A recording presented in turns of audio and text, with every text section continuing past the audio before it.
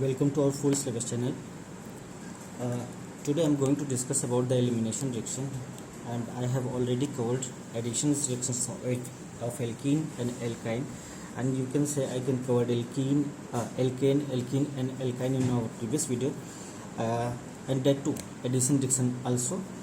Today I am going to discuss about the elimination reaction, and I will try to finish this today.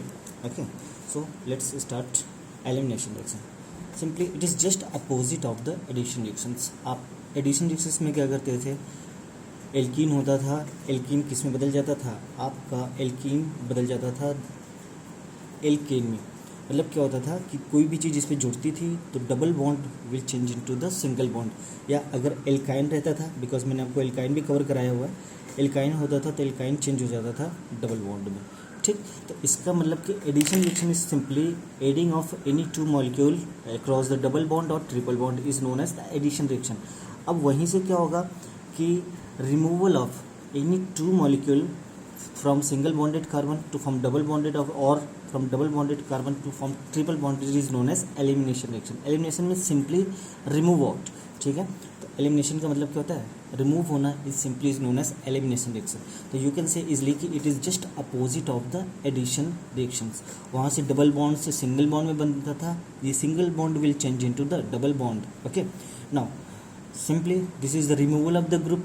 Okay, loss of two sigma bond, किसकी आपका ये remove होगा, ये remove होगा, तब जाके आपका बनेगा क्या, किसकी डबल बॉन्ड अगर आएगा तो आप खुद से सोचो. यहाँ पे जैसे कार्बन की वैलेंसी 3 है, तो यहाँ पे अगर डबल बॉन्ड आना है तो कार्बन की वैलेंसी 2, तो दोनों कार्बन से एक एक चीज़ को रिमूव होना है.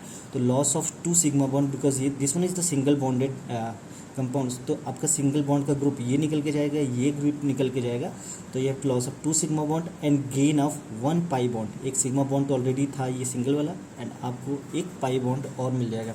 ठीक है, तो this is just opposite of the addition reactions. Loss of 2 group, ठीक है, loss of 2 sigma bond and gain of 1 pi bond is elimination reaction. Okay, now it is of 3 types. ये 3 टाइप्स आपको पढ़ने हैं कि ये कौन किस बेसिस पे इनको डिवाइड किया गया है, what are they and what is their characteristics. तो first one is the E1 reactions, that is the unimolecular. Okay, second one is E2 bimolecular, and this third one is E1CB. it is a type of E1 but with the CB conjugate base. I will discuss one by one. So let's start with the E1 reactions. ठीक है, इसको बोलते क्या है, unimolecular. Unimolecular का मतलब ही आपको पता है, अगर मैंने रेट लिखा हुआ है, this one is the rate. Rate means rate constant. ये सिर्फ और सिर्फ रिएक्टेंट के ऊपर डिपेंड करता है. जैसे आप रिएक्टेंट के साथ साथ कभी कभी रिएजेंट भी लेते हो, सॉल्वेंट लेते हो, कैटलिस्ट लेते हो, लेकिन इसको कोई फर्क नहीं पड़ता. इसका जो रेट डिटरमाइनिंग स्टेप है, या यू कैन से द स्लोवेस्ट स्टेप, जिस पे पूरी रिएक्शंस की रेट, पूरी रिएक्शंस की स्पीड डिपेंड करती है कि वो कितनी फास्ट होगी, वो सिर्फ और सिर्फ आपके रिएक्टेंट पे डिपेंड करता है. And that too that's why it is known as E1, because एक मॉलिक्यूल के ऊपर डिपेंड करता है. Unimolecular, that's why it is known as E1 reactions. Okay, now this is the one molecule पे depend कर रहा है, that's why it is the first order reactions. ठीक है, ये फर्स्ट ऑर्डर रिएक्शन हो गया. Always leaving group remove first. Always leaving group remove first का मतलब सिंपली है कि जैसे आपको मैंने वहाँ पे दिखाया था कि सपोज करो यहाँ पे हाइड्रोजन लगा हुआ है और यहाँ पे हेलोजन है. अगर सबसे पहले लिविंग ग्रुप निकलता है तो आपका बनेगा क्या, ये हाइड्रोजन, इसका मतलब उसमें इंटैक्ट है. अगर लिविंग ग्रुप निकलेगा तो ऑब्वियस ही बात है वहाँ पे कार्बोकैटायन बनेगा. तो अगर लिविंग ग्रुप पहले निकल रहा है, it means there is the formation wall of carbocation. तो आपको 3 चीज़ें समझ में आ गई. First, this one is the unimolecular, मतलब totally depend on only reactant, first order reaction, that's why. And always leaving group remove first, you can say it's intermediate is carbocation. And you know the stability of carbocation is tertiary, secondary, primary, ये आपको पता ही है.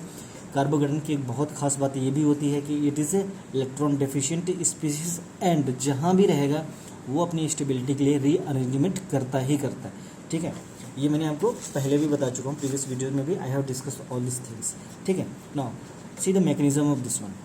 हम इसको 2 step के mechanism में करते हैं. Simply unimolecular ionization. आयोनाइजेशन में simply separate out to give a carbocation. तो सबसे पहले कार्बोकैटायन आपको अब यहाँ से समझ में आ रहा होगा कि सबसे पहले आपका क्या रिमूव होगा, आपका रिमूव हो जाएगा X. ठीक है, X is simply leaving group. अब देख रहे हो ये लिविंग ग्रुप, मतलब this is the slowest step. Rate determining step, rate determining step is the slowest step. वही आपको डिटरमाइन करता है कि इसकी स्पीड क्या होगी।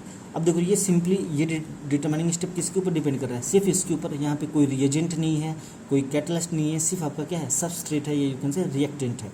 तो ये आपका ब्रेक डाउन होगा, then will form carbocation plus X minus, ये you can say leaving group remove out.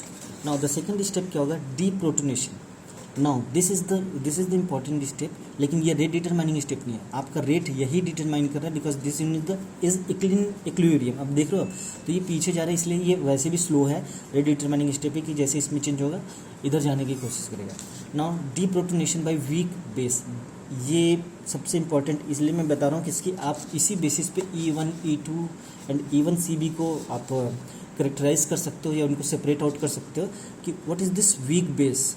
Weak base का ये बहुत ज़रूरी है कि हम E1 में क्या लेते हैं, वीक बेस। और वीक बेस में भी मेनली हम क्या, बेस नहीं, हम किससे काम चला रहे हैं, सॉल्वेंट से। और कोई भी, जैसे आपने सपोज करो यू हैव टेकन इथेनॉल, ये इथेनॉल है, बेसिक बात है, ethanol is not a base. इसके पास लोन पेयर है, आपको पता है निगेटिव चार्ज वाले ज़्यादा स्ट्रॉन्ग बेस होते हैं, और वैसे भी ये लोन पेयर वाले में इथेनॉल उतना अच्छा बेस नहीं है कि अगर और भी कोई, मैं जैसे अमोनिया ले लूँ, अमोनिया के पास भी लोन पेयर है but is stronger base than this one. तो यहाँ पे हम बेस का काम किससे चला रहे हैं, सॉल्वेंट से। अब देखो ये बहुत इंपॉर्टेंट है कि जैसे आपने देखा होगा कि न्यूक्लियोफाइल के भी पास क्या होता है, नेगेटिव चार्ज होता है, ठीक है, ये लोन पेयर होता है। बेस के पास भी नेगेटिव चार्ज या लोन पेयर होता है। तो न्यूक्लियोफाइल क्या करता है, कहीं पे जाके इलेक्ट्रोफाइल पे अटैक करता है, किसी को सब्सटीट्यूट करता है, वहाँ पे अपने आप फिट हो जाता है। लेकिन बेस का काम क्या होता है, हाइड्रोजन को अब्स्ट्रैक्ट करना, हाइड्रोजन निकालना। सेम कंपाउंड, ये न्यूक्लियोफाइल भी हो सकता है, ये बेस भी हो सकता है, लेकिन इसके डिपेंड किस पे करेगा, इसके वर्क पे। अगर ये न्यूक्लियोफाइल की तरह अटैक करके किसी को रिमूव कर रहा है तो न्यूक्लियोफाइल होगा, अगर कहीं से हाइड्रोजन अब्स्ट्रैक्ट कर रहा है तो ये बेस होगा। तो हाइड्रोजन अब्स्ट्रैक्ट करने के लिए बेस स्ट्रॉन्ग चाहिए, इट इज़ वेरी इंपॉर्टेंट। लेकिन अगर आपका डीप्रोटोनेशन में प्रोटॉन निकाल रहे हो, because here is D means removal of proton by weak base, और वीक बेस में भी क्या, सॉल्वेंट। ये इंपॉर्टेंट है कि हम E1 को पहचानने का सबसे अच्छा तरीका यही है कि वहाँ पे हम जो बेस रहेगा हमारा सॉल्वेंट ही बेस का काम करेगा, हम कोई स्ट्रॉन्ग बेस नहीं ले रहे हैं, ठीक है। That's give the alkene. इसके अब यहाँ पे देखो वीक बेस है, बेस तो मैंने बोल दिया, लेकिन actually this is the solvent. ये सबसे आसान तरीका है पहचानने का। ये बेस क्या करेगा, इस हाइड्रोजन को अब्स्ट्रैक्ट करेगा, डीप्रोटोनेट करेगा, और फिर जब ये हाइड्रोजन लेके चला जाएगा तो यहाँ का नेगेटिव चार्ज इस पे चला जाएगा, तो ये न्यूट्रलाइज होकर it will form BH base and this alkene. Okay, तो most important thing is the formation of carbocation is the rate determining step, and solvent act as a base to abstract the hydrogen from the substrate, ठीक है। आपको ये ध्यान रखना है कि हमने यहाँ पे कोई भी बेस एक्स्ट्रा नहीं लिया है। तो अगर आप सॉल्वेंट के साथ साथ हीट देना शुरू कर दो तो हीट एलिमिनेशन रिएक्शन को प्रोसीड करते, बिकॉज आपको एनर्जी इसलिए देनी पड़ रही है कि इसकी सॉल्वेंट इतना स्ट्रॉन्ग बेस नहीं होता कि हाइड्रोजन अब्स्ट्रैक्ट कर सके, तो हमको एक्स्ट्रा बाहर से एनर्जी देनी पड़ती है। दैट्स वाई हम इसको एलिमिनेशन रिएक्शन में आप देखोगे अक्सर हीट का यूज़ किया जाता है। अब जैसे यहाँ पे मिथेनॉल है, कोई बेस नहीं है।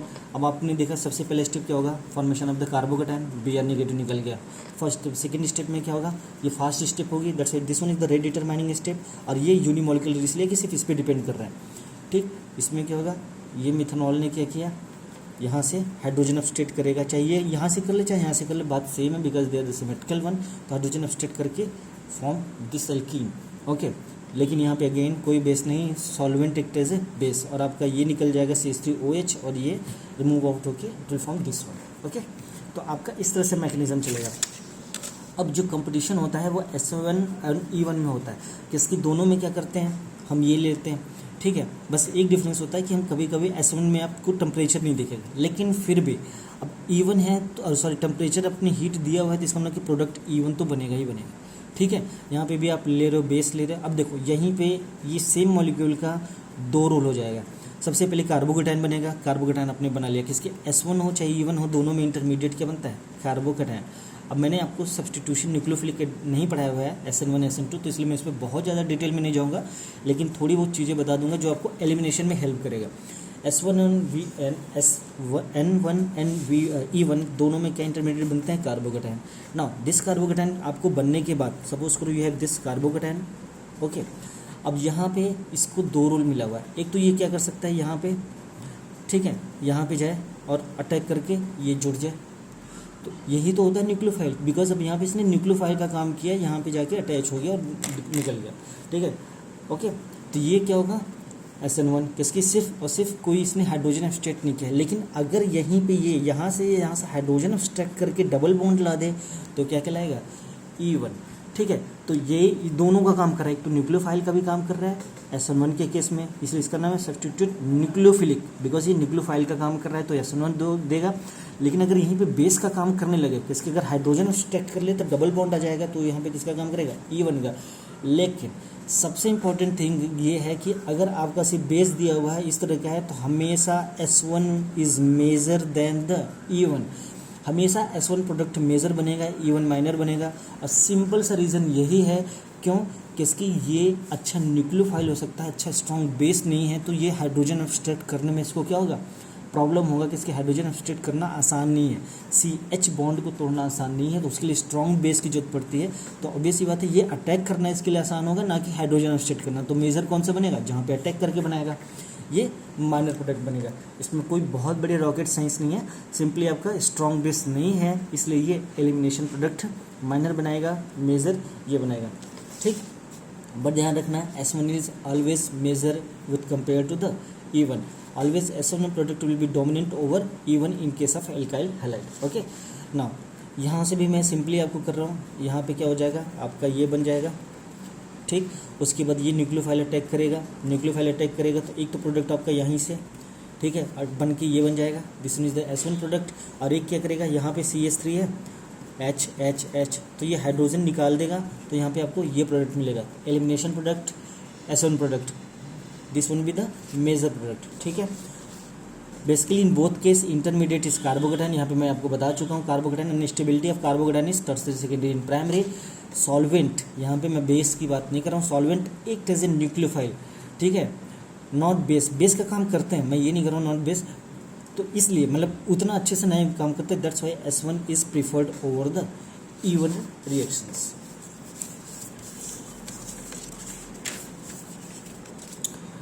नाउ रीअरेंजमेंट में इन E1 रिएक्शन, रीअरेंजमेंट ये इंपॉर्टेंट है, किसी आपको पता है कि अगर कार्बोकेटाइन इंटरमीडिएट बन रहा है तो वहाँ पे रीअरेंजमेंट रिएक्शन होगी।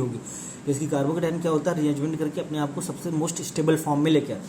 ठीक है, तो एग्जांपल देख लो रीअरेंजमेंट का। ठीक है, बहुत जल्दी इसको खत्म करूँगा। आयनाइजेशन टू फॉर्म कार्बोकेटाइन, ये आपको पता है कि यहाँ पे Br निकल जाएगा, कार्बोकेटाइन बन गया, and this one is the secondary carbocation. Now यहाँ पे अब देखो रीअरेंजमेंट कैसे होता है, एक तो अगर यहाँ से कोई हाइड्रोजन उठ के जाता है, ध्यान से सुना, किसकी यहाँ पे सिर्फ हाइड्रोजन ही है, सी के कार्बन के पास हाइड्रोजन उठ जाएगा तो कार्बोकेटाइन कहाँ पे बनेगा, यहाँ पे बनेगा, ये प्राइमरी बनेगा। तो हम इसके बारे में सोचेंगे नहीं कि इसकी ऑलरेडी ये सेकेंडरी है, प्राइमरी क्यों बनाएगा, तो इधर से तो जाने का कोई सवाल ही नहीं उठता ना।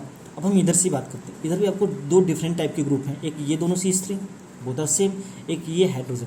तो हम दोनों को शिफ्ट करा के देख लेते हैं। अगर हम CH3 को शिफ्ट कराते हैं, ये CH3 यहाँ चला गया, ठीक है, तो देखो ये CH3, ये वाला CH3 यहाँ उठ के आ गया, और ये हाइड्रोजन, ये तो कंप्लीट हो गया, किसकी, ये पूरे इलेक्ट्रॉन बॉन्ड के साथ जाते हैं।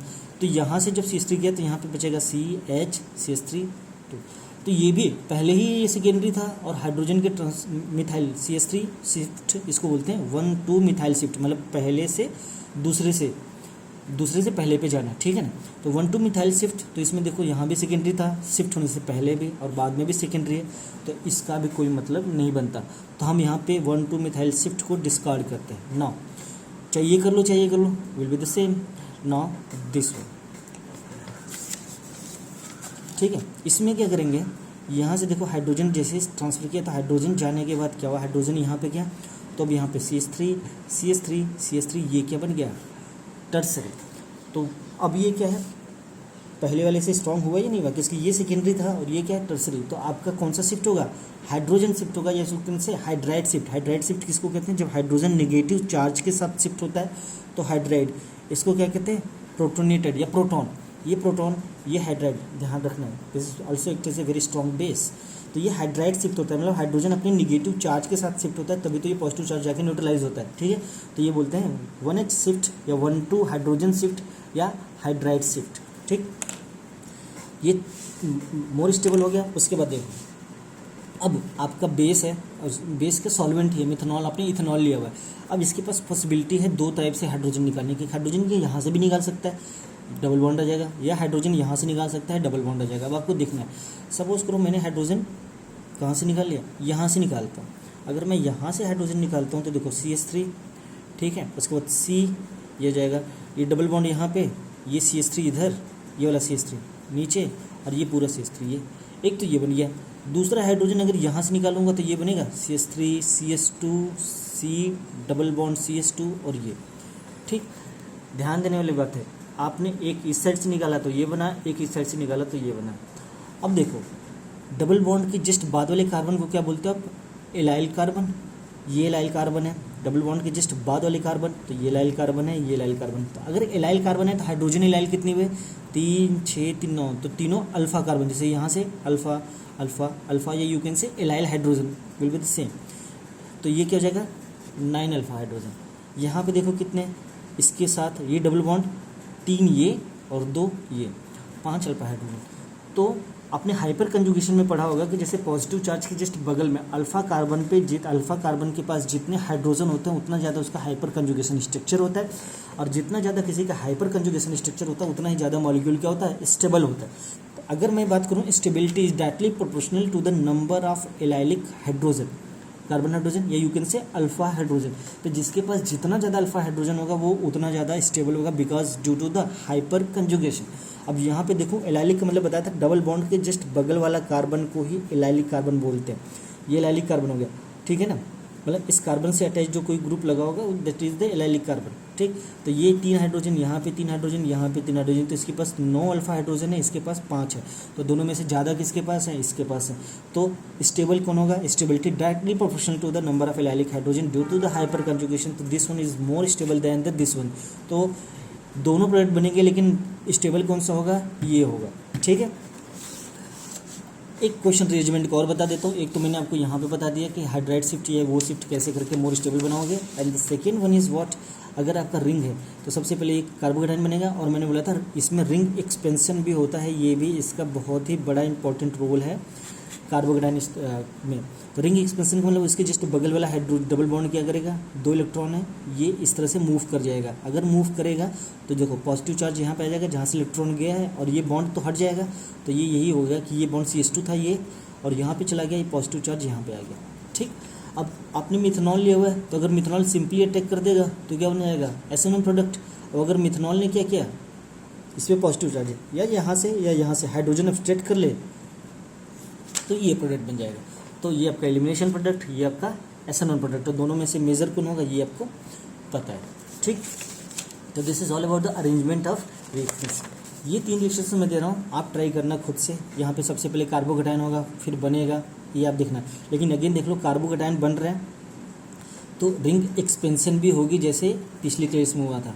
ठीक है, यहाँ पे ये भी देखना। अगर OH होता है तो OH में ये मान के चलना कि SN1 से ज़्यादा डोमिनेट करता है E1। ठीक है, इसको ट्राई करना, बनाना दोनों प्रोडक्ट, लेकिन E1 is more dominant than the S1। ठीक है, नाउ यहाँ पे भी आप ट्राई करना कि ये कैसे बनता है। ये दोनों एल्कोहल के हैं, यहाँ पे लिविंग ग्रुप, यहाँ पे Br है। आप ये अपने आप से ट्राई करना। ठीक है, now position orientation of elimination का पोजीशन ओरिएंटेशन, ये भी मैं आपके एल्कीन वाले वीडियो में आपको डिस्कस कर चुका हूँ कि Saytzeff rule and Hofmann rule क्या होता है। मैंने ये भी बताया हुआ प्रीवियस वीडियो में कि more substituted alkene is Saytzeff rule, वो मोर स्टेबल होगा, and less substituted alkene is Hofmann product, and वो लेस स्टेबल होगा।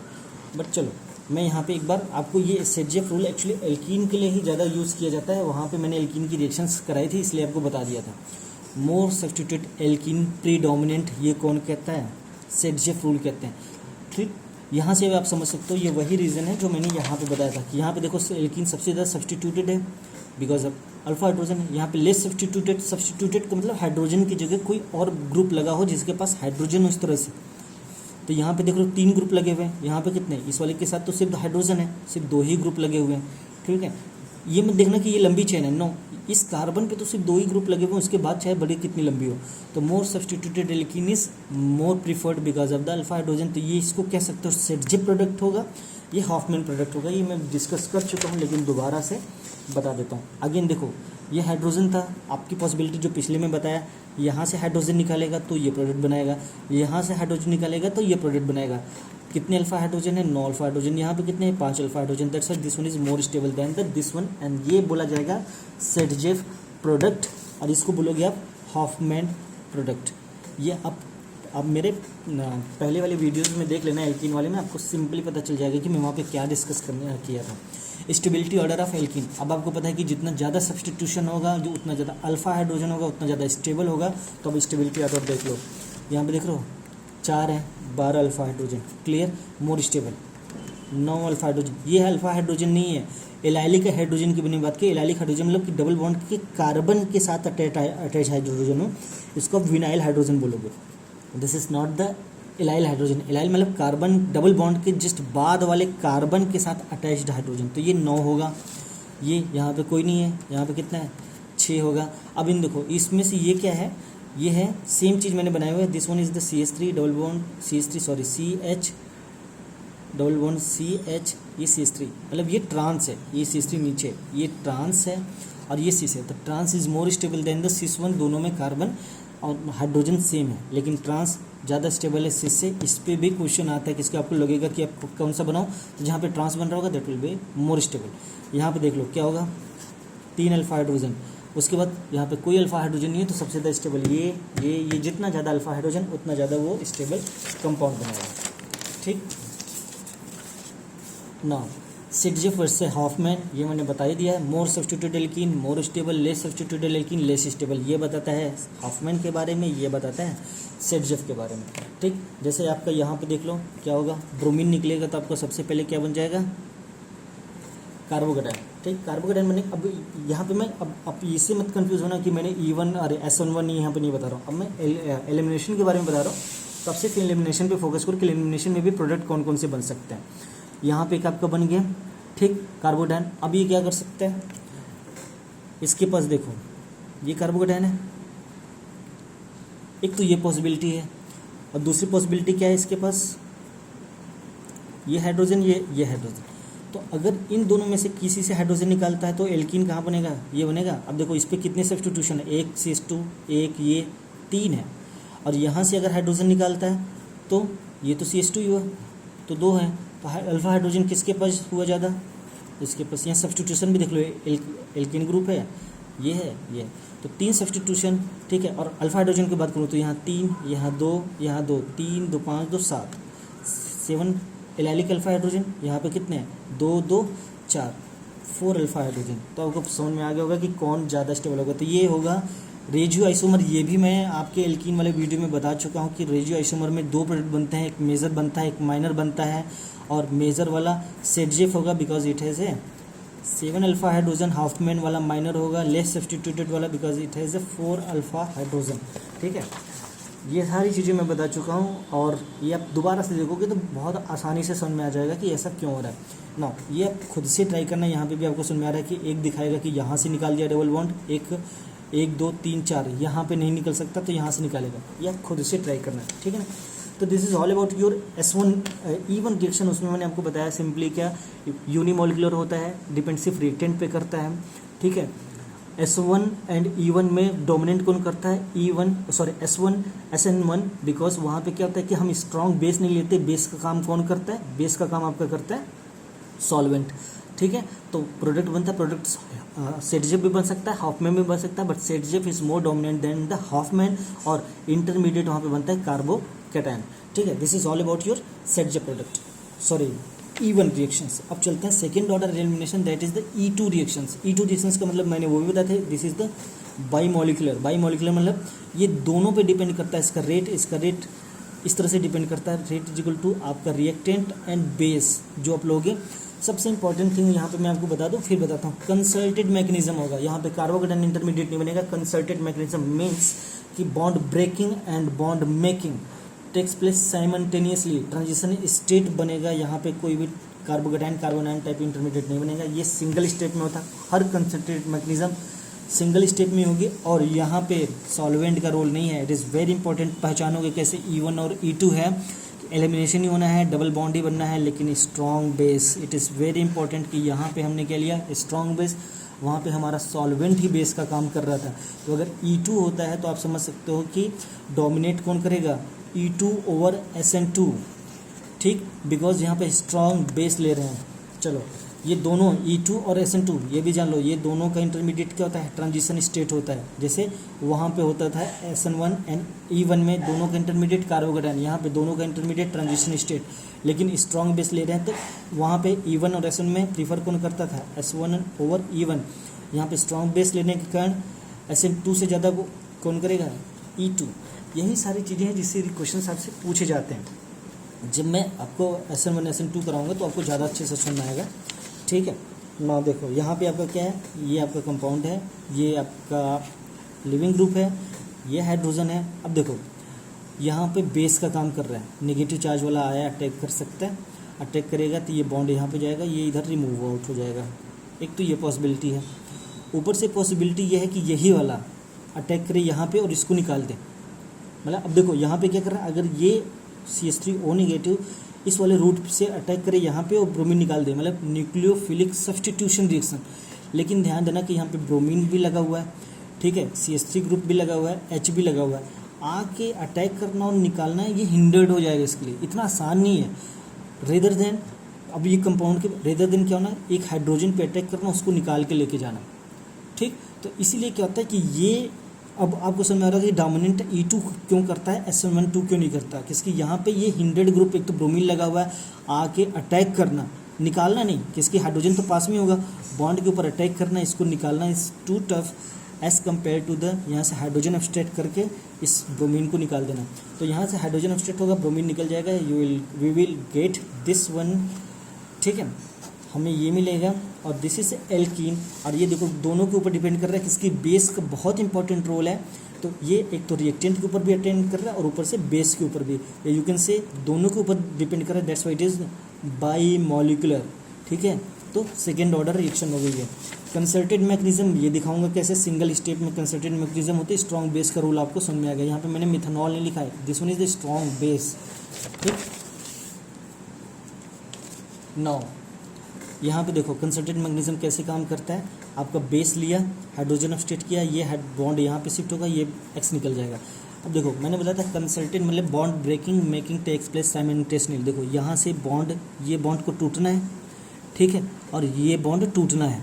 ये दोनों बॉन्ड तो टूट रहे हैं और ये नया बॉन्ड फॉर्मेशन हो रहा है। तो ये तीनों बेस, हाइड्रोजन, डबल बॉन्ड मतलब ये सबस्ट्रेट एंड ये लिविंग ग्रुप, ये सारे एक प्लेन पे होते हैं, कोई ऊपर नीचे नहीं होता। ध्यान से सुना, ये जा रहे 1 2 ये तीनों कंपाउंड, दोनों कार्बन और ये सारे एक प्लेन में होते हैं। प्लेन का मतलब इस पे है, मतलब ये सारी रिएक्शन से एक प्लेन पे हो रही है, कोई इसके ऊपर काम नहीं कर रहा है, कोई इसके नीचे नहीं काम कर रहा है, ठीक है। तो ये ट्रांजिशन स्टेट की इसकी सबसे बड़ी खासियत है कि अब देख रहे हो इसी स्टेप में क्या हुआ, हाइड्रोजन निकल भी गया HX के फॉर्म BH और ये X नेगेटिव के फॉर्म में, और ये एल्कीन बन गई। तो ये इस ट्रांजिशन स्टेट से चलता है। तो मतलब यहाँ पे देख लो सिंगल स्टेप में ये सारी रिएक्शंस खत्म हो गई, but role is very important. अब यहाँ पे देख लो रिएक्टेंट के साथ साथ बेस भी तो पार्टिसिपेट कर रहा है, ये निकाल रहा है, ये तोड़ रहा है, तो इसलिए ये दोनों के ऊपर डिपेंड करता है। ट्रांजिशन स्टेट बनाता है और सिंगल स्टेट में ख़त्म होती है। बस बेस का भी इंपॉर्टेंट रोल है। तो जो मैंने तीनों चीज़ें यहाँ पर बताई थी, concerted mechanism, single step and strong base, ये तीनों आपको यहाँ पे एक ही स्टेप में दिख रहे हैं, ठीक है। अब इसमें भी क्या है अच्छी बात कि देख लो यहाँ पे लिविंग ग्रुप अच्छा होना चाहिए तभी इजीली निकल रहा होगा। स्ट्रॉन्ग बेस अच्छा होना चाहिए, किसकी उसको क्या करना है, हाइड्रोजन को अब्स्ट्रैक्ट करना है। और कौन सा हाइड्रोजन, अगर हाइड्रोजन किसकी यहाँ पे देखा जाए तो फंक्शनल ग्रुप की तरह काम कौन करेगा, हेलोजन। हेलोजन जिस पे लगा हुआ है वो हुआ अल्फा, उसके साथ वाले क्या होना चाहिए, बीटा। तो बीटा हाइड्रोजन मस्ट है, अगर बीटा हाइड्रोजन नहीं होगा तो E2 रिएक्शंस नहीं होगी, ठीक। तो ये इंपॉर्टेंट है आपका, लिविंग ग्रुप अच्छा होना चाहिए, स्ट्रॉन्ग बेस होना चाहिए, बीटा हाइड्रोजन मस्ट है, बीटा हाइड्रोजन होना ही चाहिए, ठीक है। और फिर ये कौन सा एल्कीन बनाएगा, सभी बनाते हैं, सेडजेफ एल्कीन ही बनाएगा because this is the most stable alkene. The order of reactivity of alkyl halide देख लो, इसमें से भी भले आपका ये कर रहा है लेकिन टर्सरी सेकेंडरी प्राइमरी ही स्टेबिलिटी ऑर्डर होगा, इसमें प्राइमरी सेकेंडरी टर्सरी नहीं होगा। जबकि आप SN1 की बात करोगे तो उसकी स्टेबिलिटी ऑर्डर ये होता है, लेकिन यहाँ पे हम SN1 की बात नहीं कर रहे, तो टर्सरी सेकेंडरी प्राइमरी ही होगा। और देखो सबसे इम्पॉर्टेंट थिंग अब बताने जा रहा हूँ, leaving group and beta hydrogen.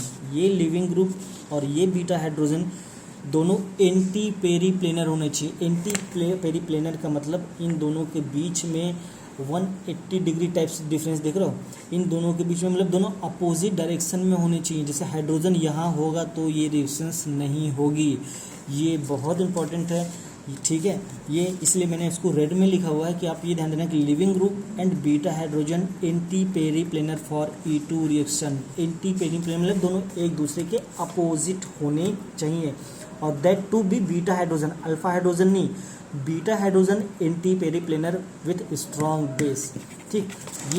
ये चीज़ें मस्ट है E2 के लिए। अब देखो यहाँ पे जैसे आपका ये है ब्रोमीन हट गया, ये यहाँ भी अटैक कर सकता है, ये इस हाइड्रोजन पे भी अटैक कर सकता है। सिंपली मैं इसमें बताना क्या चाह रहा हूँ, देख लो ज़्यादा सब्स्टिट्यूटेड वाला कौन बना है, यहाँ पे तो एक ही ये तीन तरफ हाइड्रोजन है, एक तरफ ये है। अगर ये यहाँ से लेके जाता है और अगर बी वाले पोजीशन से लेके जाएगा, जैसे ये प्रोडक्ट ए हाइड्रोजन निकालने के बाद है, ये बी हाइड्रोजन निकालने के बाद है, तो आपको मोर सब्स्टिट्यूटेड वाला कौन बन रहा है, ये बन रहा है। देखो इसके पास अल्फा हाइड्रोजन कितने हैं, एलाइलिक 3 3 6, इसके पास कितने हैं सिर्फ 2, तो ज़्यादा स्टेबल कौन सा होगा, इसलिए ये 19% बन रहा है, ये 81% बन रहा है। आप ये भी कह सकते हो कि ये सेटजिप प्रोडक्ट है, ये हॉफमैन प्रोडक्ट है, ठीक। ये देखना, अब इसमें देखने वाली बात ये है कि देखो यहाँ पे लिविंग ग्रुप कौन सा है पूरे में से, Cl, ठीक है, ये अबव द प्लेन है। अगर इसका मैं बीटा हाइड्रोजन देखूँ, जैसे अल्फा ये है तो बीटा हाइड्रोजन ये हुआ और ये हुआ, यहाँ पे देख लो एक H है एक CH3 है, बीटा हाइड्रोजन कहाँ है, अबव द प्लेन है। यहाँ पे भी बीटा हाइड्रोजन क्या है, अबव द प्लेन है। लेकिन मैंने बोला था एंटी प्लेनी प्लेन का मतलब एक दूसरे के अपोजिट होने चाहिए। अपोजिट का मतलब अगर ये अबव है तो beta hydrogen below the plane होने चाहिए, लेकिन दोनों जगह पे, दोनों इसके बीटा पोजीशन पे हाइड्रोजन क्या है, बिलो द प्लेन है, लेकिन ये एंटी पेरीप्लेनर होने चाहिए, प्लेन का एंटी। जैसे ये अबव है तो वो बिलो, तभी तो प्लेन का एंटी हुआ ना, एक प्लेन के ऊपर है तो दूसरा प्लेन के नीचे हो, अगर ये प्लेन के नीचे होता तो दूसरा प्लेन के ऊपर होना चाहिए था। तो ये तीनों ही देख रहे हो एक प्लेन में है, अबव द प्लेन है, इसलिए यहाँ पे कोई रिएक्शंस नहीं होगी स्ट्रॉन्ग बेस होने के बावजूद। It is very important. अब देखो यहाँ पे क्या है, डेल्टा H। अब देखो यहाँ पे बहुत इंपॉर्टेंट इसलिए भी है देखना आप कि यहाँ पे तो H है, ये CH3 है, H एबव द प्लेन है और D क्या है, बिलो द प्लेन है। अगर देखा जाए तो कौन सा बॉन्ड तोड़ना आसान है, बॉन्ड हाइड्रोजन का तोड़ना आसान है, इसका तोड़ना टफ है। किसकी है, ड्यूट्रियम ज़्यादा स्ट्रांग होता है हाइड्रोजन का। लेकिन तो मुझे तो यहाँ पे ये तोड़ के एल्किन बनाना चाहिए था, लेकिन ये जिस एबव द प्लेन है ये भी एबव द प्लेन है, तो ये हाइड्रोजन नहीं टूटेगा हमारा। ये स्ट्रांग होते हुए भी हमें हाइड्रोजन का आइसोटॉप है ड्यूट्रियम, ये होते हुए भी हमको ये हाइड्रोजन तोड़ना पड़ेगा, ये ड्यूट्रियम निकालना पड़ेगा, तब हमको एल्कीन मिलेगा और HOD मिलेगा। जैसे ये OH नेगेटिव जाएगा तो OHD मुझे मिलेगा और ये KCl, ठीक है। तो ये बहुत इंपॉर्टेंट है आपको देखना कि मैंने एंटी पेरीप्लेनर क्यों बोला है। इसमें देख लो आप, अब यहाँ पे दोनों अगर प्लेन है, ये अबव द प्लेन है, अब ये हो गया एंटी पेरीप्लेनर, तब आपको पता है कि ड्यूट्रियम और हाइड्रोजन में से कौन ब्रेक होगा, हाइड्रोजन ब्रेक होगा, तो then you will get this one, ठीक है। तो इससे आपको बहुत कुछ आपको E2 रिएक्शन समझ में आ गया होगा कि ये किस तरह से काम करता है आपका, ठीक। Now stereochemistry of E2 reaction. Stereochemistry simply आपको बहुत जल्दी से बताऊंगा कि सपोज करो ये एग्जांपल है, ये आपका बेस है, strong base, negative charge O negative है, ये हाइड्रोजन यहाँ से निकाल सकता है, हाइड्रोजन यहाँ से निकाल सकता है। हाइड्रोजन यहाँ से निकालेगा तो क्या बनेगा, यहाँ से अगर निकाल रहे तो देख लो आपका डबल बॉन्ड यहीं तो बनेगा, ये हाइड्रोजन यहाँ आएगा और Br निकल जाएगा। एक चीज़ ध्यान देना, तो ये बन जाएगा, ठीक है, क्लियर गाइस, ये बन जाएगा। लेकिन एक चीज़ ध्यान देना, देखो यहाँ पे अगर Br है ना, तो मैंने हाइड्रोजन कौन से निकाला, ये वाला हाइड्रोजन निकाला, ना कि मैंने ये वाला हाइड्रोजन निकाला। अब आप कहो तो कि हाँ इसमें पता का चल रहा है, भले पता नहीं चल रहा है, लेकिन ये तो मैं सोई कर रहा हूँ ना कि ये दोनों एक दूसरे के एंटी हैं, इसलिए मैंने ये वाला हाइड्रोजन निकाला और आपका ये प्रोडक्ट बन गया। और एक हाइड्रोजन मैं यहाँ से निकाल सकता हूँ तो मेरा ये प्रोडक्ट बनेगा, और ये प्रोडक्ट आपको पता है मेजर होगा बिकॉज ऑफ द सेटजेफ रूल, और ये माइनर होगा बिकॉज ऑफ हॉफमैन रूल, ठीक है। आपको ये पता चल गया टर्सरी सेकेंडरी प्राइमरी, ये मैंने ऑलरेडी आपको बता रखा है। अगर मैं इसी का इन दोनों कार्बन का न्यूमन प्रोजेक्शन बनाता हूँ, एक कार्बन ये, एक कार्बन जिस पे ब्रोमीन लगा हुआ है, न्यूमन प्रोजेक्शन, एक वो है जिस पे ये वाला CH3 है, एक जिस पे ब्रोमीन लगा हुआ है, ठीक है।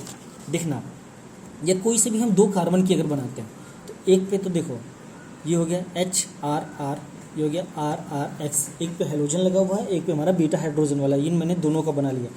तो अब देखो ये क्या है, एंटी पेरीप्लेनर का मतलब ही क्या होता है कि एंटी पेरीप्लेनर का मतलब उनके बीच में बॉन्ड एंगल कितना होना चाहिए, 180 डिग्री का, दोनों एक दूसरे का अपोजिट होने चाहिए, ठीक है। इसलिए मैं बोल रहा था कि एंटी प्लेनर क्यों नहीं चाहिए, क्योंकि ये स्टेगर्ड फॉर्म है। स्टेगर्ड फॉर्म मोर स्टेबल होता है बिकॉज उनके बीच में कोई रिपल्सन नहीं होता है। ये 180 डिग्री। अगर ये सेम प्लेन में रहेंगे तो क्या बनाएंगे, यही तो बनाएंगे। तो इनके बीच में थीटा डिग्री कितना होगा, 0 डिग्री। मोर रिपल्सन होगा, मैक्सिमम रिपल्सन। ये है सिन पेरीप्लेनर, मतलब एक ही प्लेन में है, ठीक है। तो इक्लिप्स्ड कन्फर्मेशन होता है, इक्लिप्स्ड कन्फर्मेशन लेस स्टेबल होता है। तो यही रीज़न है कि हम जो दोनों को निकालते हैं इनके बीच में कम रिपल्सन होता है। ये स्टेगर्ड फॉर्म में होता है, इसलिए हम इसको एंटी पेरीप्लेनर लेते हैं। इनके लिए एंटी पेरीप्लेनर में जाके निकालना आसान होता है because they are the staggered form, ठीक है। तो ये आपकी इसकी स्टीरियोकेमिस्ट्री है कि आपको अगर पूछे कोई कि हम ऐसा करते ही क्यों हैं, तो आप कह सकते हो कि अगर हम इनका न्यूमैन प्रोजेक्शन को ड्रॉ करते हैं तो हमें मिलता है कि जब ये एंटी पेरीप्लेनर होते हैं या 180 डिग्री एक दूसरे से दूर होते हैं तो ये स्टेबल फॉर्म में होते हैं। और कोई भी चीज़ स्टेबल फॉर्म में रहेगी तो ज़्यादा अच्छा। अब इससे कंफ्यूज मत होना कि ये तो स्टेबल रहेगा तो फिर टूटेगा क्यों, नहीं। रिएक्शंस करने के लिए भी आप कार्बोकेटायन क्यों बनाते हो, कार्बोनाइन क्यों बनाते हो, ट्रांजिशन स्टेट क्यों बनाते हो। आपको सारी चीज़ें जितनी स्टेबल रहेंगी उतनी अच्छी होती हैं, ठीक है। तभी तो वो मॉलिक्यूल इतनी अच्छे से मूव करता है, तभी वो स्टेबल बनाएगा। ऑलरेडी अगर वो नॉन स्टेबल है या अनस्टेबल है तो वो खुद उसके बीच में हिंडर्ड होते रहेंगे, रिपल्सन होते रहेगा, ठीक है। तो आपको ये स्टेबल फॉर्म से ही स्टेबल फॉर्म बनाना है। तो दिस इज़ मोर स्टेबल जब वो एंटी पेरीप्लेनर होता है कंपेयर टू दिस वन जब वो सिन पेरीप्लेनर होता है, ठीक। नाउ यहाँ पे देख लो, यहाँ पे ब्रोमीन और हाइड्रोजन दोनों सेम प्लेन में है, आपको दिख रहा है, मतलब दोनों एबव द लाइक दिख रहा है। तो इसलिए यहाँ पे क्या बन रहा है, सिर्फ 5% बन रहा है, HD रह गया। किसकी, अगर ये इस तरह से होता है ये और ये बनते तो आपका ज़्यादा बनता है, किसकी दोनों अलग अलग प्लेन में होता है। अगर मैं इसका भी बनाऊँ तो देख लो यही होगा कि ये Br और H ये दोनों एंटी में रहते तो ज़्यादा प्रोडक्ट बनता, बट ये दोनों किस में है, सिन में है। तो सिन के कारण ये प्रोडक्ट कितना बना है, सिर्फ 5%, ठीक। ये देख लो, आपको क्या करना है, order of E2 reactions will the alcoholic KOH। Alcoholic KOH मतलब बेस हो गया, एल्कोहल के साथ साथ बेस भी लिया गया इसलिए ये E2 देगा, ठीक। यहाँ पे देखो, यहाँ से निकाल सकता है, यहाँ से निकाल सकता है हाइड्रोजन, ठीक है। लेकिन ऑर्डर देखो, यहाँ पे हाइड्रोजन है, यहाँ पे ड्यूट्रियम है, यहाँ पे ट्राइट्रियम है। किसको तोड़ना आसान है, इसको कर लेना। यहाँ पे देखो, मैंने बोला था ये Cl तो निकलना है तो सबसे पहले बीटा हाइड्रोजन होना चाहिए। बीटा मतलब यहाँ पे हाइड्रोजन होना चाहिए, ठीक है। तो सबके पास बीटा हाइड्रोजन है, यहाँ भी हाइड्रोजन है, यहाँ भी हाइड्रोजन है और यहाँ भी हाइड्रोजन है। अब देखो एंटी पेरीप्लेनर कहाँ पे है, यहाँ पे है। यहाँ पे क्या है, सेम प्लेन में है, एंटी तो नहीं है। यहाँ पे भी क्या है, सेम प्लेन में है, एंटी तो नहीं है। तो अब कौन सा होगा, सबसे ज़्यादा तो ये होगा। इन दोनों में से आप सोच के बताना है कि कौन सा होगा, ठीक है। इसका ऑर्डर देख लेना। Now E2 reactions of alkyl halide वो मैंने आपको बताया हुआ है, लेकिन दोबारा से एक बार तुरंत खत्म करता हूँ। अभी तक E2 reaction of alkyl halide बता रहा था। डिहाइड्रोहेलोजिनेशन मतलब क्या क्या निकलता है, डी मीन्स रिमूवल हाइड्रोजन और halogen of hydrogen and halide from alkyl halide to form alkene, ठीक है। इवन E2 मैग्नीशियम होता है। आपको ये भी पता है हम E2 के लिए क्या लेते हैं, E2 के लिए hot alcoholic solution of KOH या NH या स्ट्रॉन्ग बेस ले सकते हो। सोडाइमाइड बहुत स्ट्रॉन्ग बेस है वो ले सकते हो। टर्सरी ब्यूटॉक्साइड बहुत स्ट्रॉन्ग बेस है वो ले सकते हो। एक चीज़ और बताई थी मैंने कि अगर E1 और SN हो रहा है तो SN इज़ मोर डोमिनेंट होगा, और अगर E2 और SN2 हो रहा है तो E2 is more dominant then SN2, ठीक। इसके बाद मैंने रिएक्टिविटी ऑर्डर बताए थे। रिएक्टिविटी ऑर्डर में मैंने बताया आपको कि लिविंग ग्रुप जो अच्छा होगा वो पहले निकलेगा, I Br Cl F। ये रिएक्टिविटी ऑर्डर आपको पता ही है। एग्जाम्पल आप इसका देख सकते हो, ब्रोमीन का अगेन मैंने वही बताया हुआ है। एल्कोहलिक KH लोगे तो हाइड्रोजन कहाँ से निकलेगा, ये मेजर बनाएगा। अगर यहाँ से निकलता है तो मैंने बनाएगा किसी के पास 2 बीटा हाइड्रोजन है। 2 बीटा हाइड्रोजन का मतलब अगर यहाँ से निकालता है तो आपको ये बनेगा। इसके पास देख लो 3 6 3 9 अल्फा हाइड्रोजन। इसके पास कितने, सिर्फ यहाँ पे कितने अल्फा हाइड्रोजन है, सिर्फ 1 अल्फा हाइड्रोजन है। तो आप समझ सकते हो कि ये कौन सा मेजर होगा कौन सा माइनर होगा। दिस विल बी CS2, ठीक है। तो ये सेडजे प्रोडक्ट बनाएगा, ये हाफमैन प्रोडक्ट बनाएगा। यहाँ से भी देख लो, आपका ब्रोमीन अगर जाएगा तो सबसे पहले क्या बनाएगा, ये पॉजिटिव चार्ज, और इसके बाद C के पास H है तो ये हाइड्रोजन निकाल के ये प्रोडक्ट बना लेगा, ठीक है। ये सिंपल है। नाउ हाफमैन का भी मैंने आपको बताया हुआ है, लेकिन कभी कभी क्या होता है कि जैसे प्रोडक्ट अगर बनेंगे तो सेडजेफ मोर dominant, सेडजेफ more stable than the Hopman. लेकिन कभी कभी ऐसा केस आ जाता है कि हाफमैन ही ज़्यादा बनता है कंपेयर टू द सेटजेफ। ये अलग बात है कि Saytzeff is more stable than the Hofmann, that is the different thing कि सेटजेफ हॉफमैन से ज़्यादा स्टेबल है। स्टेबल तो वो है, लेकिन कभी कभी केस ऐसा आता है कि हमें हॉफमैन को ही मेजर बनता है और सेटजेफ माइनर बनता है। वो हम देखेंगे कैसे। देखो ठीक है, एक हाइड्रोजन होने से, देखो आपका ये है रिएक्टेंट, ये देखो रिएक्टेंट आ गया CH3 Br CH3। हमने दो तरह से रिएक्शन की, एक तो ये हमारा बेस हो गया, एक हमारा बेस ये हो गया। इसको बोलते हैं टर्सरी, जैसे आपने लिया था पोटेशियम टर्सरी ब्यूटॉक्साइड, ठीक है ना, तो टर्सरी मिथॉक्साइड है ये। अब ये देखो, ये बहुत ही, इन दोनों में से अगर मैं कंपेयर करूँ तो यहाँ पे एक CH3 लगा हुआ है, यहाँ पे C के साथ 3 CH3 लगे हैं, तो दोनों में से हिंडर्ड बेस कौन है, बल्कि बेस कौन है? आपको ये पता है कि ये बल्कि बेस है, ये स्मॉल बेस है। अब देखो ये ब्रोमीन के पास बीटा हाइड्रोजन एक तो ये है, एक बीटा हाइड्रोजन ये है, ठीक। अब अगर ये बीटा हाइड्रोजन यहाँ से निकालता है तो आप सोचो क्या प्रोडक्ट बनेगा, प्रोडक्ट CH3 ये बनेगा, ठीक। और अगर यहाँ से निकालता है तो ये बनेगा। अब इन दोनों में से आपको ये तो समझ में आ रहा होगा कि मेजर कौन सा होगा, मेजर ये होगा कि इसकी ये ज़्यादा सब्स्टिट्यूटेड है, इधर भी है, इधर भी है, इधर भी है, इधर भी है। यहाँ पे ये सिर्फ इधर है और इधर है, दो ही साइड से, ये 4 साइड से सब्स्टिट्यूटेड है। तो देखो यहाँ से निकाला तो ये प्रोडक्ट बना, इसको आप मान लो रूट A, ये हो गया रूट B से निकाला तो आपका ये प्रोडक्ट मिला, A से निकाला तो आपका ये प्रोडक्ट मिला। तो आप किधर से ये प्रीफर करोगे निकालना, इधर से किसके आपका सेटजेफ प्रोडक्ट मिल रहा है। लेकिन अब इस पोजीशन को देखो, इस बीटा पोजीशन को देखो, ज़्यादा आसान कहाँ से है निकालना। यहाँ पे तो ऑलरेडी ग्रुप है, अगर कोई भी ग्रुप आएगा तो उसको प्रॉब्लम तो हो सकती है, स्टेरिक हिंड्रेंस हो सकता है, बट यहाँ पे कोई ग्रुप नहीं है, सिर्फ यहाँ पे हाइड्रोजन है, तो यहाँ पे आसान है निकालना। बट होता क्या है कि अगर छोटा बेस है तो छोटा बेस तो आपका सेटजेफ मोर स्टेबल प्रोडक्ट बनाने के लिए यहाँ पे अटैक करके तो निकाल लेगा, तो आपको ये प्रोडक्ट मिल जाएगा। लेकिन अगर बहुत स्ट्रांग बेस है तो क्या ये यहाँ पे अटैक कर पाएगा? नहीं करेगा, किसकी, इसको ये इतना खुद में इतना बड़ा बल्कि बेस है कि यहाँ जब जाएगा हाइड्रोजन निकालने तो ये ऑलरेडी जो ग्रुप है उसके साथ उसका रिपल्सन होने लगेगा, तो वो प्रीफर कहाँ से करेगा, उसको निकालना है बीटा से, तो वो यहाँ ना जाके प्रीफर कहाँ पे करेगा निकालना, यहाँ पे। तो यहाँ पे अगर निकालेगा तो क्या बनेगा प्रोडक्ट आपका, चाहे यहाँ से निकालो चाहे यहाँ से, बात सेम है। अच्छा तो ये प्रोडक्ट बन लो। और देखो उससे भी अच्छा, देखो ये साइक्लिक फॉर्म है तो साइक्लिक फॉर्म से भी अच्छा उसने क्या किया, इस CH3 से प्रोडक्ट निकाल के यहाँ पे डबल बॉन्ड बना दिया, ठीक। तो अब आप सोच लो कि अगर अब यहाँ पे ये अगर स्मॉल बेस होता है तो मेजर कौन सा होगा, सेटजेफ प्रोडक्ट। बहुत ही बल्कि बेस होगा तो मेजर कौन सा होगा, हॉफमैन प्रोडक्ट। ये बहुत इंपॉर्टेंट, बेस दोनों के लिए चाहिए। स्मॉल है तो वो घुस के कहीं से भी हाइड्रोजन निकाल सकता है, बीटा हाइड्रोजन जो कि मस्ट है, और अगर बल्कि बेस है तो आपको हॉफमैन प्रोडक्ट मिलेगा, ये इंपॉर्टेंट है, ठीक। तो आपको यहाँ से देखा बल्कि base, abstract, less hindered hydrogen proton, less hindered यही होगा या तो ये होगा, ठीक है। Not follow Saytzeff rule, obvious ही बात है, बल्कि बेस क्या फॉलो करेगा फिर, हॉफमैन रूल।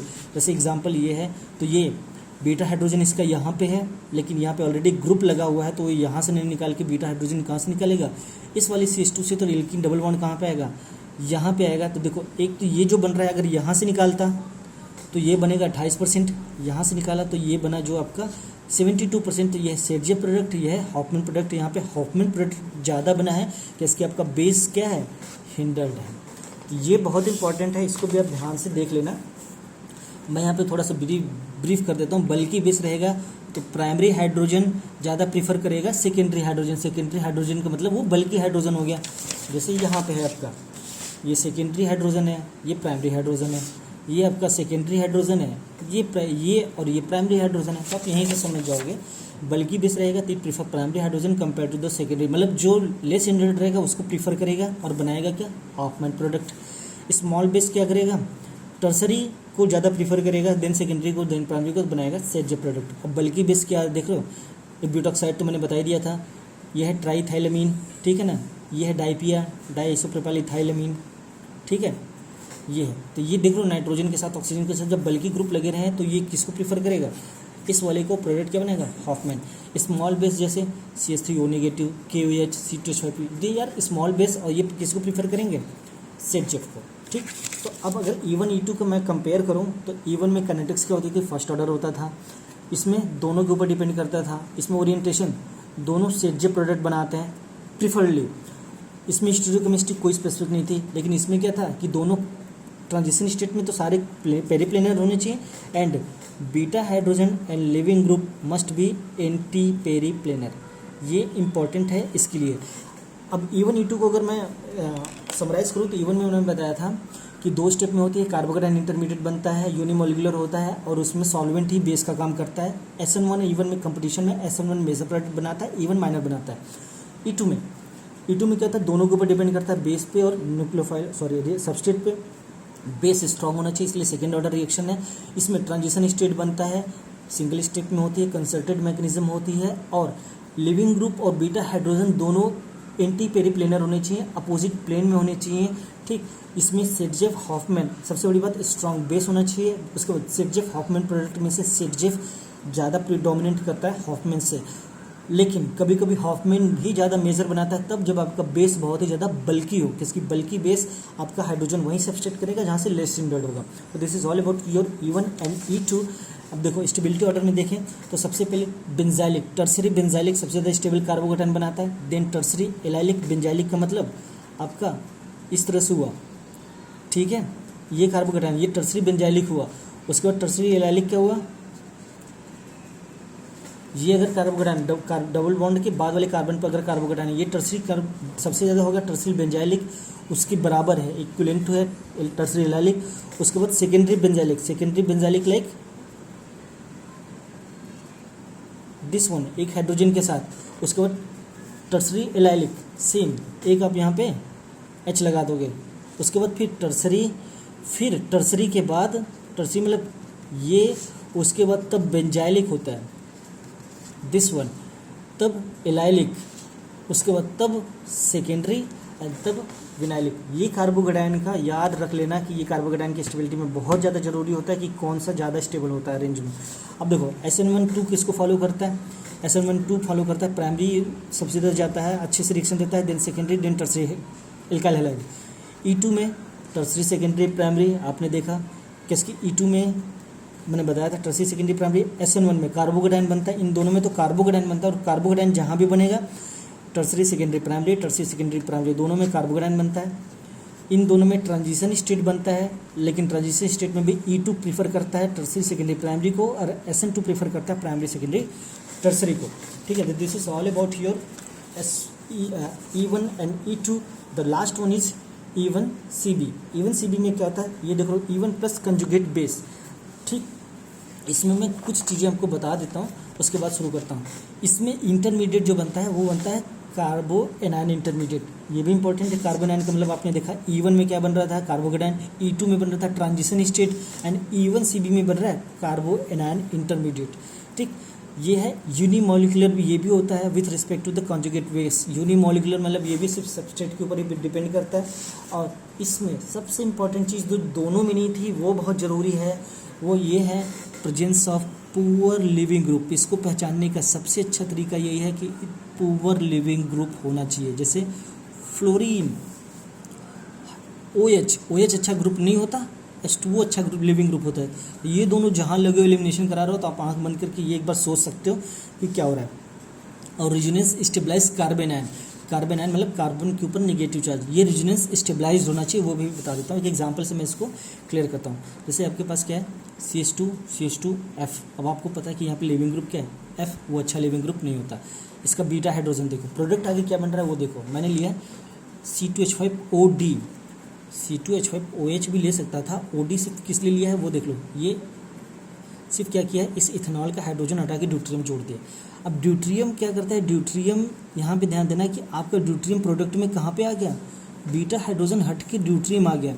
ये बहुत इंपॉर्टेंट है कि अभी तक तो ऐसा नहीं हुआ था कि सॉल्वेंट सिर्फ हाइड्रोजन एब्स्ट्रैक्ट करता था, बेस हाइड्रोजन एब्स्ट्रैक्ट करता था, लेकिन यहाँ पे सॉल्वेंट ने क्या किया, अपना हाइड्रोजन ही बीटा हाइड्रोजन के पास में दे दिया, बीटा कार्बन को। ये इंपॉर्टेंट है, इसका इनकॉर्पोरेशन इंपॉर्टेंट है, इसलिए इसके मैकेनिज्म को दोबारा से एनालाइज किया गया कि ये ऐसा क्यों हो रहा है। ठीक है, तो पता चला कि ये अच्छा ऐसा इसलिए हो रहा है। ये मैकेनिज्म हम देख लेते हैं। तो ये सबसे इंपॉर्टेंट है कि ये वाला सॉल्वेंट का जो H होगा वो यहाँ पे बीटा कार्बन पे आएगा ही आएगा। ठीक, अब देखो यहाँ पे क्या करता है, आपने बेस लिया, ये बीटा हाइड्रोजन निकाल के निगेटिव चार्ज आ गया। ठीक, तो तो बना गया कार्बन आयन बन गया। सब लोगों में क्या होता था, सबसे पहले लिविंग ग्रुप बनता था, लिविंग ग्रुप जाता था, किसकी लिविंग अच्छा होता था ग्रुप, क्लोरीन ब्रोमीन बहुत अच्छे लिविंग ग्रुप हो जाते थे, निकल जाते थे तो कार्बोकैटायन बन जाता था या ट्रांजिशन स्टेट हो जाता था। लेकिन यहाँ पे लिविंग ग्रुप अच्छा नहीं है इसलिए वो नहीं निकला। तो सबसे पहले क्या किया इसने, बीटा हाइड्रोजन निकाला। बीटा हाइड्रोजन निकालने के पास नेगेटिव चार्ज आ गया, इसको बोलोगे कार्बन आयन। अब देखो किसी से हाइड्रोजन निकाल के बेस बनाना वही तो कहलाता है कंजुगेट बेस। इसका कंजुगेट बेस क्या होगा, ये होगा, इसलिए इसका नाम है कंजुगेट बेस। ठीक ना, अब ये देखो ये नेगेटिव चार्ज क्या करता है, ये इसके हाइड्रोजन होता है तो हाइड्रोजन ड्यूट्रियम है तो इसके ड्यूट्रियम को इनकॉर्पोरेट कर लेता है, ले लेता है। ठीक है, और ये यहाँ पे नेगेटिव चार्ज आ जाता है। ये इंपॉर्टेंट है कि इसकी यहीं से ये नेगेटिव चार्ज इस हाइड्रोजन को एब्स्ट्रैक्ट कर लिया, ये खुद बेस का काम करने लगा। जबकि बाकी एलिमिनेशन में आप बेस बाहर से लेते थे, ये खुद में बेस का काम करने लग गया। तो इसने बेस से हाइड्रोजन एब्स्ट्रैक्ट कर लिया, हाइड्रोजन या ड्यूट्रियम आइसोटॉप है तो हाइड्रोजन एब्स्ट्रैक्ट करके डी इनकॉर्पोरेट कर लिया। अब ये बचा आपका क्या, O(C2H5) नेगेटिव। अब ये क्या करता है, वहाँ का हाइड्रोजन एब्स्ट्रैक्ट कर लेता है। ठीक, दोबारा से वही चीज़ है। अब ये हाइड्रोजन एब्स्ट्रैक्ट कर रहा है इसकी इनकॉर्पोरेशन के बाद। ठीक है, अब हाइड्रोजन एब्स्ट्रैक्ट करने के बाद यहाँ पे फिर से नेगेटिव चार्ज आ जाएगा। किसका हाइड्रोजन अगर ये बॉन्ड के साथ ले लिए तो नेगेटिव चार्ज यहाँ आ जाएगा। अब ये नेगेटिव चार्ज यही है आपका रेट डिटरमाइनिंग स्टेप किसकी, ये फ्लोरीन का निकलना प्रीफर कराता है, फ्लोरीन इजीली नहीं निकल सकता है। तो ये नेगेटिव चार्ज इसको पुश करता है डबल बॉन्ड के साथ, तब फ्लोरीन निकल के बाहर जाता है and then you will get this one. ये इंपॉर्टेंट है कि सबसे पहले नेगेटिव चार्ज बनता हो। नेगेटिव चार्ज अगर यहाँ पे आपको टाइट्रियम दिया हुआ हो या H भी दिया हुआ है तो आप सबसे पहले यहाँ पे उसको इनकॉर्पोरेट कराओगे और वो नेगेटिव चार्ज बनने के बाद तब ये दोबारा से हाइड्रोजन यहाँ सब्सट्रेट करेगा बीटा हाइड्रोजन। देखो बीटा हाइड्रोजन के लिए दो बार अटैक हुआ बीटा हाइड्रोजन पे। एक तो बीटा हाइड्रोजन पे अटैक होकर नेगेटिव चार्ज बना, उसके बाद उस नेगेटिव चार्ज ने हाइड्रोजन एब्स्ट्रैक्ट किया, फिर से बीटा हाइड्रोजन से हाइड्रोजन एब्स्ट्रैक्ट करके फिर नेगेटिव, देखो एक नेगेटिव चार्ज यहाँ, एक नेगेटिव चार्ज यहाँ। तो इसका मैकेनिज्म इस तरह से चलता है, ये सबसे अलग मैकेनिज्म है। ठीक है, तो बन तो रहा है alkene he, that's why it is the elimination reaction, लेकिन कंजुगेट बेस की हेल्प से कर रहा है काम, that's why it is the E1CB mechanism. अब देखो मैंने यहाँ पे बोला था कि यहाँ पे स्टेबलाइज कैसे है, ये नेगेटिव चार्ज है तो ये विड्राइंग ग्रुप है, विड्राइंग ग्रुप नेगेटिव चार्ज को लेता है कि नहीं लेता। तो इस तरह से इसको बोलते हैं कि जब भी ये लिविंग ग्रुप तो बेकार है लेकिन स्टेबलाइज नेगेटिव चार्ज को इजीली कर सकता है कि इसकी ये स्ट्रॉन्ग इलेक्ट्रोनेगेटिव एटम है, तो इसलिए इसको बोलते हैं कि नेगेटिव चार्ज यहाँ पे स्टेबलाइज है। स्टेबलाइज मतलब कि कोई जहाँ भी जाए वो उसके पास अपने होल्ड करके रख सके। तो फ्लोरीन मोर इलेक्ट्रोनेगेटिव है तो ये नेगेटिव चार्ज को इजीली अपने पास आने दे सकता है, इसलिए कहते हैं कि जो भी नेगेटिव चार्ज बनेगा वो स्टेबलाइज होगा, चाहे यहाँ पे चाहे यहाँ पे। तो कार्बोकैटायन इंटरमीडिएट बना unimolecular with respect to the conjugate base. ठीक है, presence of poor leaving group ये मैंने बता दिया है, F या OH type and resonance stabilize carbon ion. Resonance stabilize मतलब उसके बगल में विड्राइंग ग्रुप लगा हो कोई जो कि नेगेटिव चार्ज को ले सके, जैसे यहाँ पे है सबसे ये आपको एल्डोल कंडेंसेशन बहुत इंपॉर्टेंट है। एल्डोल कंडेंसेशन इसमें भी क्या होता है, आपका बीटा हाइड्रोक्सी कीटोन लेते हो, ये अच्छा लिविंग ग्रुप नहीं है OH, इसको H2O बनाना पड़ता है। लेकिन देख लो यहाँ पे डबल बॉन्ड बन रहा है, ये भी E1CB मैकेनिज्म के थ्रू ही चलता है, आप इसको ट्राई करना। ठीक है, it is very important mechanism, that is the aldol condensation E1CB mechanism के थ्रू चलता है। नाउ E1 E2 E1CB इसमें इंटरमीडिएट क्या बना, carbocation, carbanion and transition state and carbanion, ये पूछा जाता है। ऊपर से इसमें सॉल्वेंट का रोल होता है, बेस का नहीं, इसमें बेस का स्ट्रॉन्ग रोल होता है और इसमें भी बेस का स्ट्रॉन्ग रोल होता है, लेकिन इसमें कंजुगेट बेस होता है ना कि प्रॉपर बेस। ठीक है, नाउ एक तो ये हो गया। ऊपर से मैंने बताया सेटजेफ प्रोडक्ट यहाँ पे, सेटजेफ प्रोडक्ट यहाँ पे तो सिंपली एल्कीन बनता है, लेकिन incorporation of hydrogen from the solvent यहाँ पे मस्ट है। ठीक, दूसरी चीज़ मैंने यहाँ पे बता दी, ये यूनिमोलिकुलर बाईमोलिकुलर, ये भी यूनिमोलिकुलर होता है। ठीक, तीनों में सेटजेफ प्रोडक्ट यहाँ पे हाफमैन प्रोडक्ट बनता है, यहाँ पे भी हाफमैन प्रोडक्ट बनता है, वो सारी चीज़ें मैंने बता दी। तो this is all about your elimination reactions. तो आपका ये सारा टॉपिक आज यहाँ पे कवर होता है। ठीक है, आपका मैंने एडिशन एंड एलिमिनेशन रिएक्शन दोनों कवर करा दिया है और आई होप कि आपको समझ में आ गया होगा। और कोई भी अगर आपको डाउट होता है तो आप कमेंट बॉक्स में या पर्सनली मुझे मैसेज करके पूछ सकते हो। This is all about your elimination reaction. Thank you.